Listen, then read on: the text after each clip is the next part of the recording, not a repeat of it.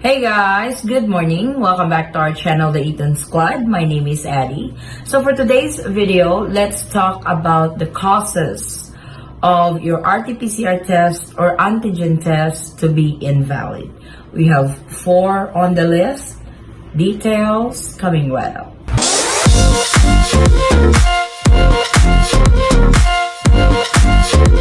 So if you guys can hear some noise outside, so we are not at the house. We are getting ready to do that meetup in Manila tomorrow.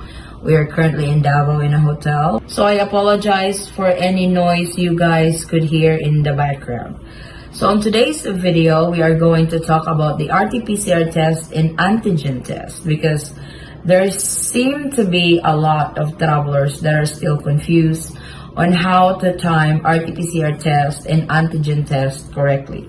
If you guys need some reference on that, I have uploaded a video of it explaining when to take your test from the port of origin or port of embarkation to still be valid either within 48 hours or within the 24-hour time frame.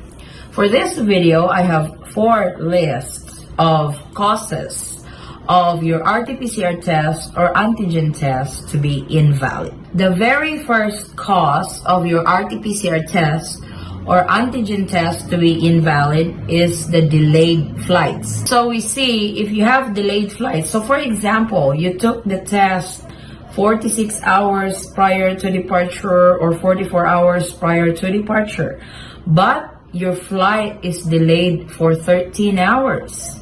So by the time your flight resumes, your RT-PCR test or your antigen test is already invalid. Then you have to go through the whole process again for it to be valid and for it to be accepted and be allowed entry into the Philippines. So it's very important that you guys time it correctly, and it's very important to put as much extra hour in there just in case of delayed flights. So this is the number 1 cause of your RT-PCR test or antigen test to be invalid. The second cause would be the canceled flight. So if your flight is canceled, then it will be rebooked to a different date, to a different time. So meaning you will have to go through the same process again of the RT-PCR test and antigen tests. I know that's such a hassle to travelers, but sometimes that is the nature of flights. They get canceled, they get delayed. The third cause will be if you test too early.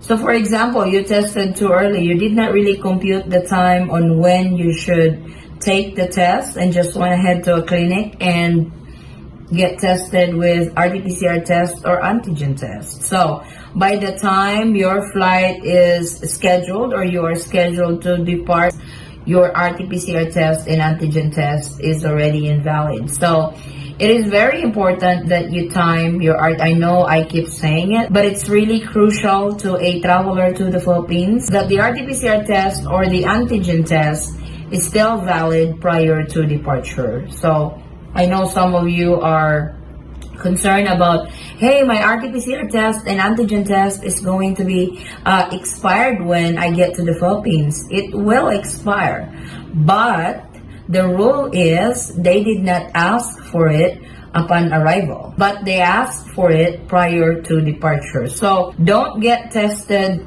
too early. Don't get tested too late too, because there's an advantage and disadvantages if you get tested so late. So the disadvantage of that is, when are you going to get your result? Is your turnaround time quick or not? So I know a lot of you gets confused on when is really the perfect time or the correct time to get tested with COVID-19. And like I said, we have uploaded a video on that explaining on when is the correct time or how to time your RT-PCR test or antigen test correctly. Our last cause for your RT-PCR test or antigen test to be invalid is if you test positive of your test result. So unfortunately, they will not accept you to board the aircraft, or you will not be allowed entry into the Philippines.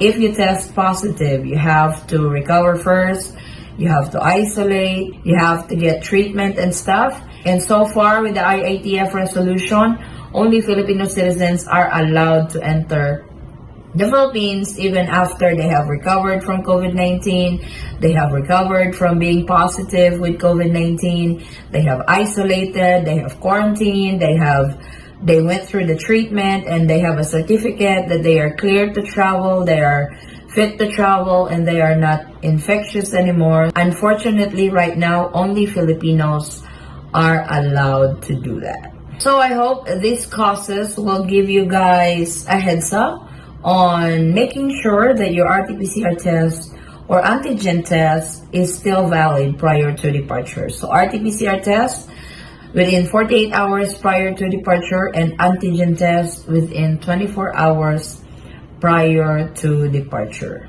And again, guys, I apologize for the noise in the background. I just wanted to give you guys an update because I've seen a lot of comments when it comes to RT-PCR test or antigen test that some travelers are still confused on how to time it correctly when it comes to getting tested with COVID-19.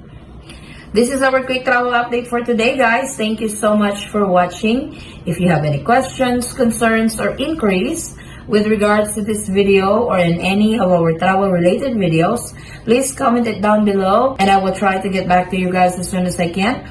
Or you can direct message me in our Facebook page, same handle, the Eaton Squad. Again, guys, thank you so much for continuously supporting and trusting our channel, the Eaton Squad.